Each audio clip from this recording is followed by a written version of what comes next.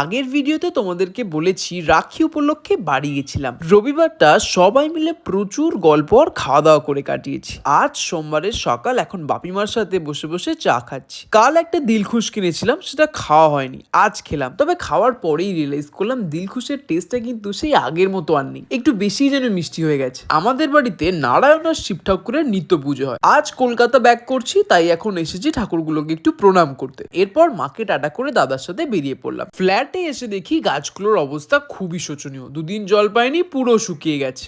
একটা তো বড় ওইদিকে উল্টে পড়ে আছে, সেটাকে তুলে গাছগুলোতে জল দিলাম। তারপর দই মুসলি খেতে খেতে এডিটিং এ বসলাম। বিকেল বেলা মুষলধারে বৃষ্টি নেমেছে। ডিনারের জন্য পনির আর ভেজিস দিয়ে স্টার ফ্রাই করেছিলাম। ভেবেছিলাম মা যে ভাতটা পাঠিয়েছে ওটার সাথে মেখে খাবো, কিন্তু শুকনো শুকনো খাবার আমার খুব একটা ভালো লাগে না। সেই কারণে বেশি রিস্ক না নিয়ে এই পনির স্টার ফ্রাইটার মধ্যেই ভাতটা অ্যাড করেছিলাম। ওই ফ্রাইড রাইসের মতো কিছু একটা হয়েছিল। এরপর ফ্রিজ খুলে দেখি একটু ব্রাউনি পড়ে আছে, সেটাকেই মাইক্রোওয়েভে গরম করে খেতে খেতে দিনটা শেষ করলাম।